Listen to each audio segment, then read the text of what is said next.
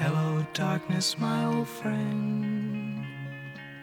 I've come to talk with you again, because a vision softly creeping left its seeds while I was sleeping, and the vision that was planted in my brain still remains within the sound of silence.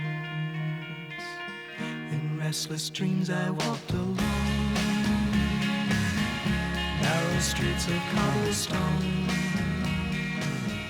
neath the halo of a street lamp. Well, good morning. This is Brent Amy, and we're Midweek. midweek. Yeah, a little more casual. We have a one of these YouTube segments that we film every Saturday morning. That's if you haven't seen that, please check into it. And we go over all of the homes in our area that have closed in the last. But we're not doing that today. We don't do that today. So today, we pick out more of a casual subject. We're kind of banter back and forth on, and I think we mentioned last week, if you watched that one, that we're going to talk a little bit about manufactured homes. And we're with Brokers Group. We have to tell you this. Brokers Group Real Estate Professionals out of Sequim. Yeah. There. And we live in Port Angeles, in one of the most beautiful sections of the whole world. Yeah, so we're going to talk a little bit about manufactured homes and how to get it started. Pros and cons, liabilities, benefits, and we're just disclaimer: we've never lived in a manufactured home. Yeah. But Logan does. our producer does, and it works out wonderfully for him. And the standards now are so regulated and so high that I would feel comfortable living in a manufactured home knowing they're not just tin boxes or Yeah. whatever the old way description was. They're actually made with quality. Yeah, so you know, there's a period of time where all there were, when I was a kid, the only thing there were not manufactured homes. They were just trailer houses. And so then, as we've seen, And those were just single wides. They hadn't invented double wide. they were single wides, aluminum, and the walls were thin, single pane windows. No insulation. The electrical wiring was aluminum, you know, so there were certain drawbacks to that. And it seems like still today they are magnets for tornadoes. Trees. And trees falling on them, Yeah. and you know, all kinds of disasters. So Yeah, where we used to live, there was a little manufactured park. The windstorm kicked up, tree fell, and two people in bed. One was killed and one wasn't. yeah, Dang. and anyway, Just a happy, fun story. there's much more to that story I can tell you. If you want to know, ask us later. So. Yeah. But it was kind of Anyway, yeah. so, Okay, broad categories today. yeah, on manufactured homes, I know what the issue you're talking about. You're going to think about asking us is the fees. That's not broad category. That's like, what kind of manufactured homes are there today? We're going to talk about the fees in a minute. Never mind. No, I introduced broad categories. So then I you're didn't going know off to- what you were talking about. Okay, there. if you didn't know what I'm talking about. Cut. So, no. So this is just the way it goes at our house. So pretty much you've got manufactured homes and modular homes. And I'm not an industry expert in it, so I can't tell you the ins and outs, but it appears to me that the main difference between a manufactured home and a modular home is that a modular home has been transported to the site on a semi-truck, and then it's hoisted down, and then it's knit together. And in other words, it comes in sections, pre-done, the whole section's done, and they hook it together. A manufactured home is one that comes to the site behind a big truck, but it's sitting on its own trailer and has its own wheels And tow bar, basically. and tow bar. Yeah. So So in the real estate world, if you're a home that is modular, you're considered site built. yeah, So that's we define them as site-built or manufactured. And that's the main difference we can tell. So Yeah. the code is the same. Most of them today, the new ones are 2x6 construction. They're well insulated. And you get inside of them and you have to ask yourself the question, oh, is this manufactured? You know, because it's that good. Years ago, you could always tell it was, you know, really more of the trailer house thing that they kind of screwed together when it got to the site. Yeah. Okay, broad So- categories, I'm done with that. You want I'm to move not. on? Okay. So in Washington State, Department of Labor and Industries is the regulatory body that oversees manufactured homes. So they issue a tag. So that's one of the things we look for when we take a listing or do a showing of a manufactured home. Does it have the tag on it? And then the L&I permit numbers. And one quirky thing about manufactured homes is you cannot pierce the skin. In other words, you can't add a deck or a overhead gazebo thing that is attached to the body of the manufactured home. Yeah. So they have to jerry rig it. It has to have a freestanding support. And, Yeah. and this is a big deal.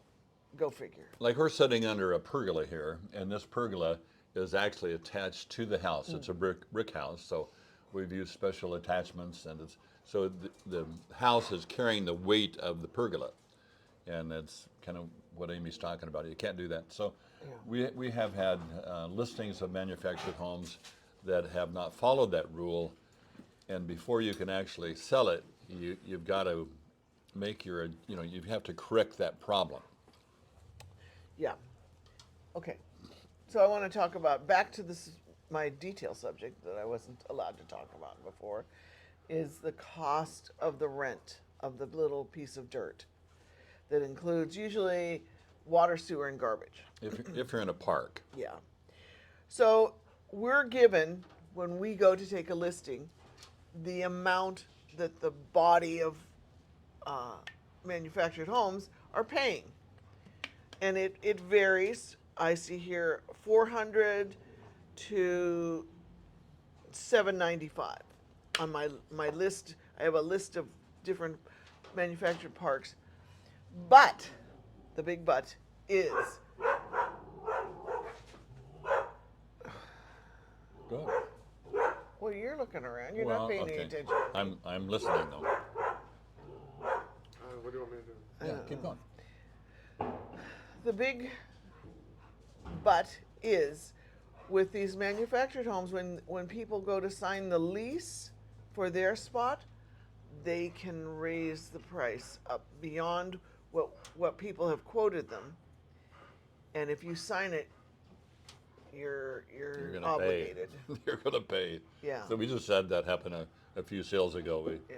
sold a single wide, and so it's almost a little borderline in terms of deceptive, because you can advertise that the current rent, the space rent in a manufactured home facility or park is this much.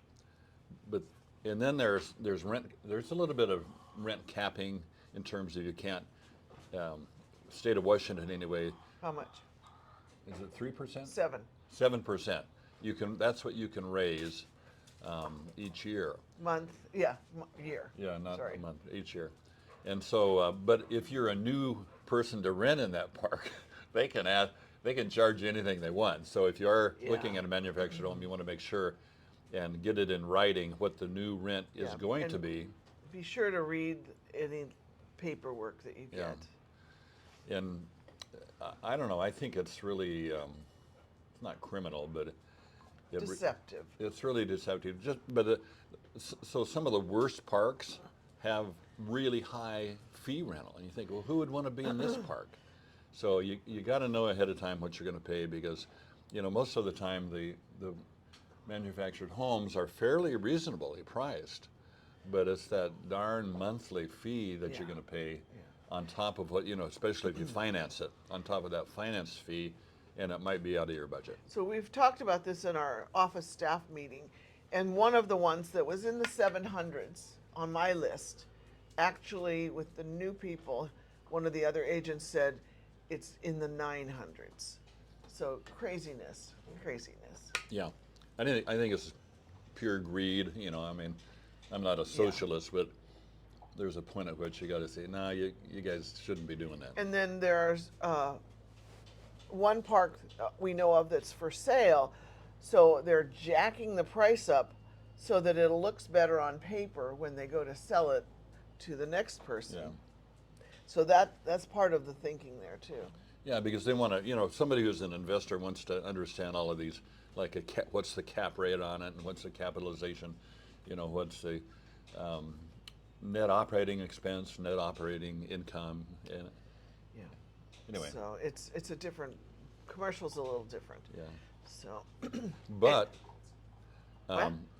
if you get a manufactured home, there's a lot of them on a little piece of land somewhere, and it's just great. Yeah, You on know? an acre or something. Yeah, and a lot of times they'll have a nice, very, very nice stick-built, you know, Garage. that's you can put a Greyhound bus in, and it's got a great shop, and so a lot of people really are looking for that kind of a situation. So anyway, so that's manufactured homes. There you go. And I think all of the other advice about selling your home is true for a manufactured home, just like a regular home. You know, you want to make sure it doesn't stink. Ask your friends that will tell you the truth. Does my house, you know, and go on. You Okay, know. well- We've talked about that too much. But Logan, our producer, would like us to talk about ourselves. No, skip that. yeah, Okay. don't say That's that. what I was saying. 10 minutes. Okay. Full enough. Is for a that full it? Video. We're Are good. we 10 minutes? Yeah, 11 minutes. Now. Oh, okay. All right. Well, Okay. let us know if you want to buy a manufactured home. Yeah, and if you want to hit our subscriber little button there and likes that. Thanks for watching. Yeah, guys. thanks for watching. You know, you got other stuff to Echoes do, me. but He echoes. Why do you echo me all the time? I don't know. I'm working on it. Say something. Echo. Say something. No. I'm purposely not echoing her. So, Next week you can talk about yourselves. Okay. Next week we'll talk about ourselves. well, we'll give you Give a you a little- rundown on how in the world did we ever connect. I'll give you a short rundown. Brent will give you a long rundown. I'll give you the true outline. But anyway, have a great week. Bye. See you in a week.